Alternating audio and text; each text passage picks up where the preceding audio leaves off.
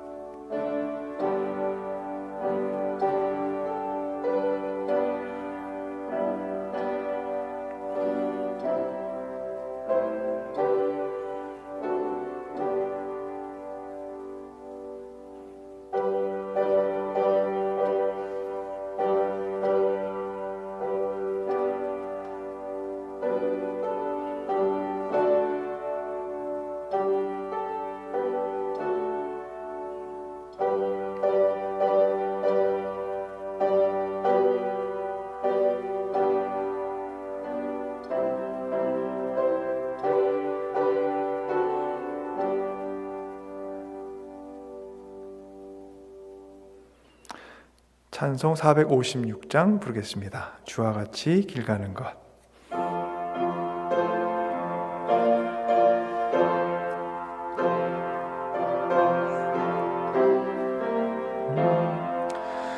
주와 같이 길 가는 것 즐거운 일 아닌가. 우리 주님 걸어가신 발자취를 밟겠네. 한 걸음 한 걸음 주 예수와 함께 날마다 날마다 우리는 걷겠네. 한 걸음 한 걸음 주 예수와 함께 날마다 날마다 우리는 걷겠네.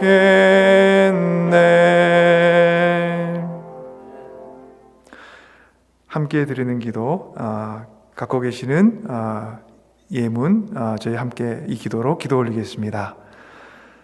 사랑과 자비의 하나님, 주님의 돌보심과 자비를 간구합니다. 겨울의 들판을 지나 봄을 맞이하며 봄꽃 소식을 기다리는 우리에게 염려와 불안과 두려움이 찾아왔습니다. 속히 이 어둠의 때를 벗어나고 싶은 마음이 우리를 조급하게 만듭니다. 어둠의 가운데 기운에 붙들려 일상이 자꾸만 무거워져 가고 있습니다. 협력과 이해, 포용과 위로, 격려와 용기가 필요한 때입니다. 조심해야 할 것은 조심하되 불안감에 쌓여 혐오와 이기주의에 빠지지 않도록 지켜주십시오. 몸의 면역력과 함께 마음의 면역력도 함께 길러주셔서 서로의 어려움을 살피고 돌보고 도우며 이 어려움을 함께 극복하게 해주십시오. 오늘은 우리 교회가 창립 43주년을 맞이하는 날입니다. 지난 시간 우리가 걸어온 길 위에 주님께서 자비와 긍휼 그리고 은혜로 함께 하셨듯 오늘의 자리에서 우리를 도와주시고 내일의 시간 속에 우리 모두 주님의 뜻을 성실히 섬기며 함께 걸어가게 하옵소서.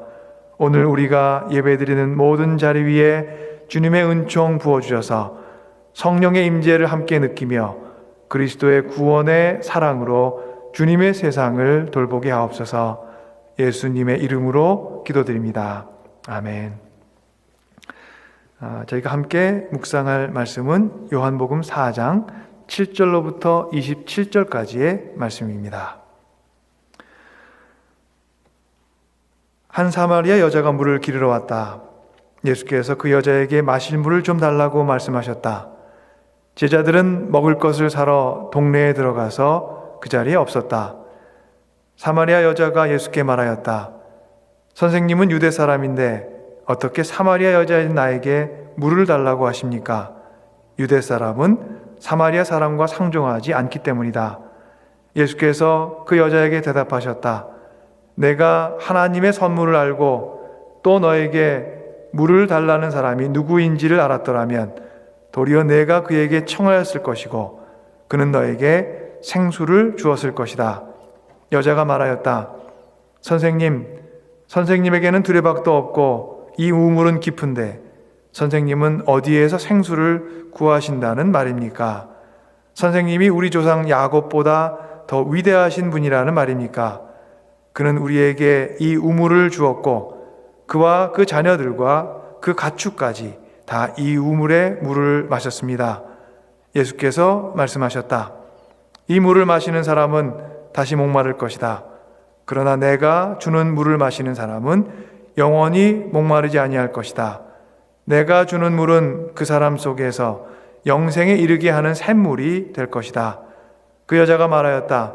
선생님, 그 물을 나에게 주셔서 내가 목마르지 않고 또 물을 기르러 여기까지 나오지도 않게 해주십시오.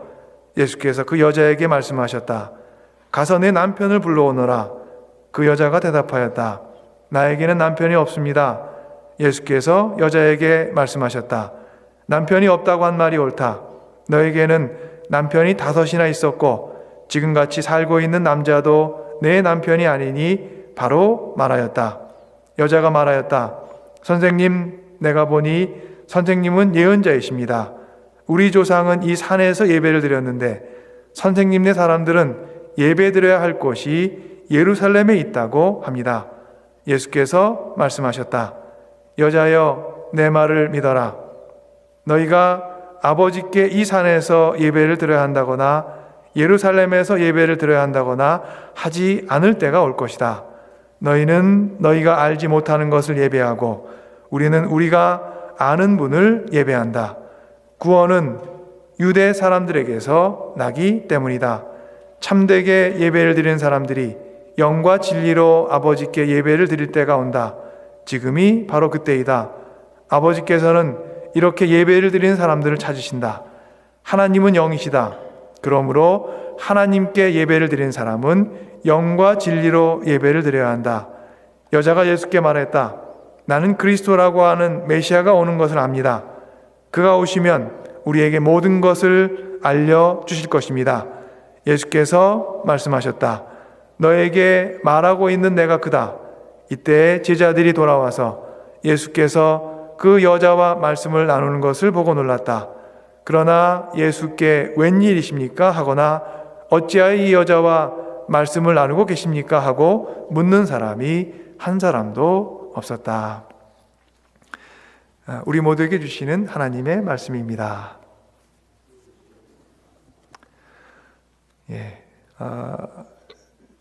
교우 여러분 모두에게 주님의 은총과 평강이 늘 함께 하시기를 기도합니다. 오늘 복음서 말씀에서 우물가에 있는 사마리아 여인을 저희가 만납니다. 유대인 예수께서 그곳에서 사마리아 여인을 만나셨습니다. 예수님과 사마리아 여인 사이에는 문화, 종교적인 거리 혹은 벽이 있었습니다. 과거의 유대인들과 사마리아인들은 서로 같은 히브리 사람들이었습니다. 그러나 예수님 당시 그들은 사회 종교적 거리를 갖고 살았습니다. 역사를 거슬러 올라가 보면 사마리아인들은 북이스라엘의 역사에서 그 시작을 찾을 수 있습니다. 반면 유대인들은 남유다 왕국의 역사에 그 근원을 두고 있습니다. 사마리아인들은 비유대인들과 결혼을 하였으나 유대인들은 그렇지 않았습니다. 이런 이유로 유대인들은 사마리아인들이 민족적, 종교적 정체성을 잃어버린 사람들이라고 여겼습니다. 그 결과 사마리아인들과 유대인들은 서로 다른 곳에 예배 처소를 세웠습니다. 사마리아인들은 그리심산에, 유대인들은 시온산에 예배의 자리를 세웠습니다. 그런데 예수께서 사마리아 땅에서 사마리아 여인을 만나셨습니다. 이 사건이 낯설고 놀라웠던 것은 바로 유다와 사마리아 사이에 놓여진 오래된 불통의 벽 때문이었습니다. 예수께서는 당시의 사람들이 가지 않던 곳을 가셨고 하지 않던 만남을 행하셨습니다. 예수께서 여인에게 물을 달라 청하셨습니다. 예수께서 물을 달라 하셨지만 예수께서 목이 말랐다는 설명은 복음서에 없습니다. 그 여인 앞에서 물을 달라고 청하는 이는 다름 아닌 하나님의 아들 예수 그리스도이십니다. 예수께서 하신 것은 한 사마리아 여인에게 물 한 모금을 청하신 것만이 아니었습니다. 예수께서는 물을 달라 하시며 말을 건네심으로써 불통의 벽을 허무셨습니다. 깨어진 관계가 세워버린 벽을 허무셨습니다. 판단, 편견, 정죄의 벽을 허무셨습니다. 물 한 모금을 청하시며 예수께서는 사람의 세상에 뿌리내렸던 균열과 상처를 치유코자 하셨습니다. 이스라엘을 나누었던 유대인과 사마리아인의 경계를 넘어가셨습니다. 분열과 반목의 벽을 넘어가셔서 화합과 통합의 가능성을 여시고자 한 것입니다. 멸시와 편견의 장애물을 넘어서 아픔 가운데 살아가던 한 사마리아 여인에게 은총과 사랑의 자리를 마련해 주셨습니다. 선생님은 유대 사람인데 어떻게 사마리아 여인인 나에게 물을 달라고 하십니까? 경계를 뛰어넘어서 자신에게 다가온 예수께 여인이 한 말입니다. 서로에게 마실 물을 청할 수 없는 사이 또는 관계가 있을까요? 보통은 물을 구하는 이가 그 사람을 가려서 물 청하는 것은 없습니다. 바로 이러한 상식의 세계에서 이해할 수 없는 일이 이스라엘 안에서 있었던 것입니다. 사마리아인들을 싫어하는 유대인 중 한 사람인 선생님이 어찌 사마리아인인 내게 물을 청할 수 있느냐고 묻는 여인에게서 우리는 불통의 세계가 안겨주는 슬픔과 당혹감을 느끼게 됩니다. 한 걸음 더 나아가 예수께서 여인을 향해 말씀하셨습니다. 내가 하나님의 선물을 알고 또 너에게 물을 달라는 사람이 누구인지를 알았더라면 도리어 내가 그에게 청하였을 것이고 그는 너에게 생수를 주었을 것이다. 내가 주는 물을 마시는 사람은 영원히 목마르지 아니할 것이다. 내가 주는 물은 그 사람 속에서 영생에 이르게 하는 샘물이 될 것이다. 놀라움과 기쁨 속에서 한 이름 없는 사마리아 여인은 예수께서 말씀하시는 다시 목마르지 않는 그 생명의 생수를 자신에게 달라고 청합니다. 제게 그 물을 주십시오. 그래서 다시는 목마르지 않고 이곳에 다시 와서 물을 기를 일도 없도록. 여인의 말에는 기쁨과 소망이 담겨 있습니다.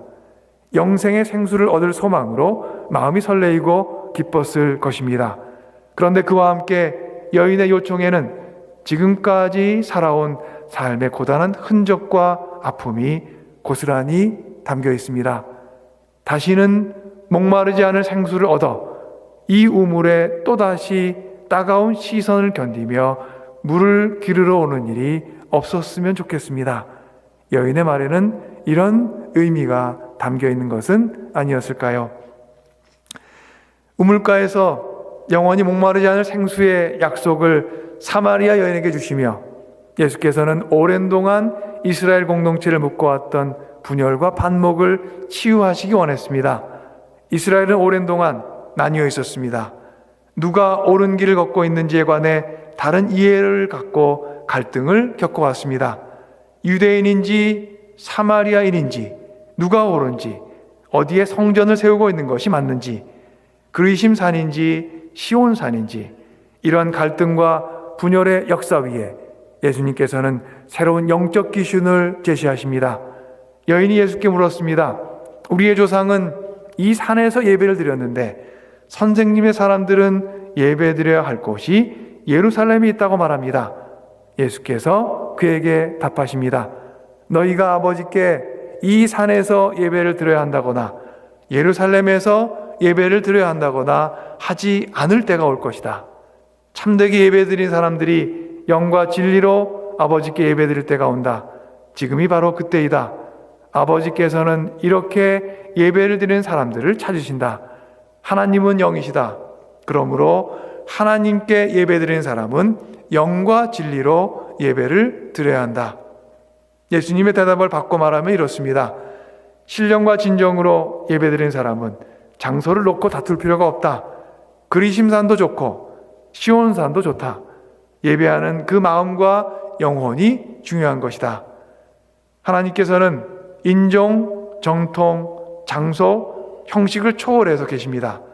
우리의 예배가 진실되고 신령과 진정을 다하고 정직하다면 하나님께서는 우리와 더불어 예배 안에서 기쁨을 누리신다는 것이 바로 예수님의 가르침이었습니다. 오늘 우리는 목마름을 안고 삶의 우물가에 서 있습니다. 전 세계로 확산되어 온 바이러스가 우리의 일상을 흔들고 두려움과 걱정이 우리의 발걸음을 흔들고 있습니다. 하루 앞을 내다볼 수 없는 불확실함이 우리의 마음과 영혼을 자꾸만 흔들고 있습니다. 이 어둠과 혼돈의 때에 사마리아의 한 우물, 야곱의 우물 곁에 찾아가셔서 말을 건네시며 한 여인에게 인생의 새로운 길을 열어주시는 주님을 우리 또한 지금 만나기를 간절히 기원합니다. 이름 없이 살아온 이에게 삶의 의미를 찾아주시고 존중받지 못하며 살아온 이에게 따스한 인사를 건네시는 주님께서 오늘의 우리 모두를 맞아 주시기를 기도합니다. 우물가에서 그리스도를 만난 사마리아 여인은 자신이 살던 곳으로 돌아가 사람들에게 증언했습니다. 요한복음 4장 39절입니다. 그 동네에서 많은 사마리아 사람이 예수를 믿게 되었다. 그것은 그 여자가 자기가 한 일을 예수께서 다 알아맞히셨다고 증언하였기 때문이다. 예수님을 만난 사마리아 여인의 증언은 아직 온전하지는 못합니다. 그가 놀라고 감명받았던 것은 예수께서 그가 살아온 행적을 다 알아맞추셨기 때문이었다고 요한복음은 전합니다. 그에게 예수께서는 놀라운 일을 행하신 분이었으나 예수께서 메시아였음을 그 의미 그대로 분명하게 깨달은 듯 보이지는 않습니다. 신약 성서학자이며 감리교 목회자요 설교자인 프레드 크래덕이 이렇게 얘기합니다. 그 여인의 증언이 충분치 못하다는 것은 사실이다. 그러나 그것으로 충분하다. 그의 증언은 판단이 아닌 초청을 목적으로 하고 있었기 때문이다. 여인의 솔직한 증언은 사람들의 귀를 열기에 충분했다. 사랑하는 교우 여러분, 우리 삶의 우물가에서 그리스도의 환대와 사랑을 경험할 때 우리는 그 사랑과 은혜의 증인이 됩니다. 우리의 첫 증언이 투박하고 다듬어지지 않았을지라도 하나님께서는 그리스도를 증언하고자 힘쓰는 우리의 고백을 기뻐하십니다.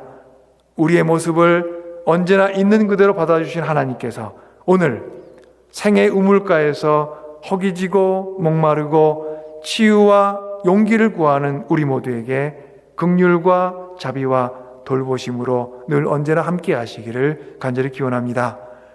오늘은 우리 교회가 시작된 지 43번째 해를 기념하는 날입니다.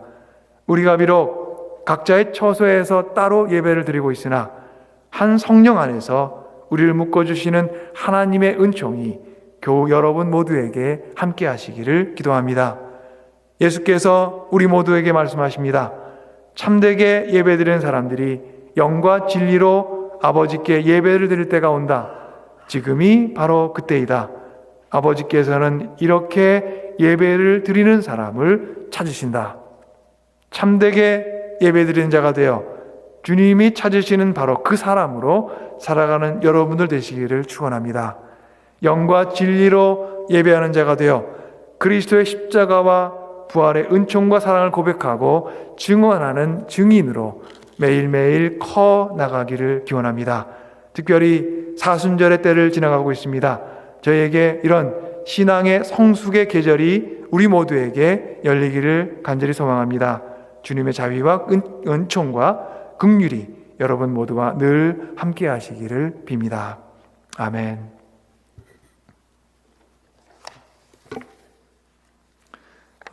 이제 찬양 246장 내 주의 나라와 저희가 찬양 1절을 부르겠습니다.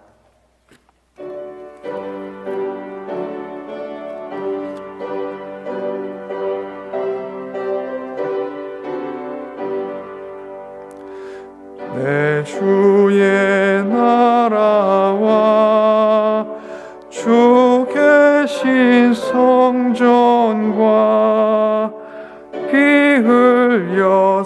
하신 교회를 늘 사랑합니다.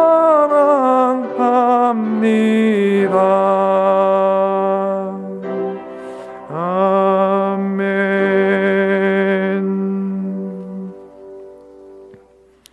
다 함께 기도하겠습니다. 자비와 긍휼의 하나님, 우리를 붙드시는 주님의 은총의 손길을 간절히 구합니다.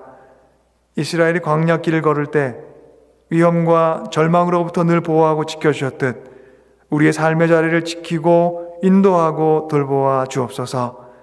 주님의 은총을 기억하고 감사하며 정성을 모아 드리는 이 예물 복된 손길로 받아주시고 그 위에 은혜 내려주셔서 예물이 쓰이는 곳마다 주님의 구원의 은총과 사랑이 그리고 긍휼이 충만하게 하옵소서. 주님, 전 세계가 확산되는 바이러스로 인해 어려움과 두려움을 겪고 있습니다.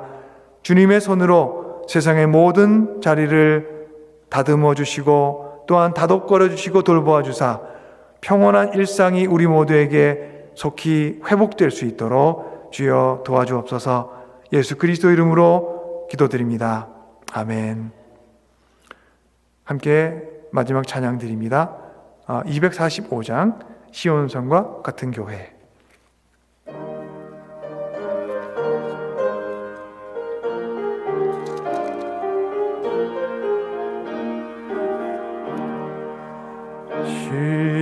시온성과 같은 교회 그의 영광 한없다. 허락하신 말씀대로 주가 친히 세웠다. 반석 위에 세운 교회 흔들 자가 누구랴. 모든 원수 애워싸도 아무 근심 없도다.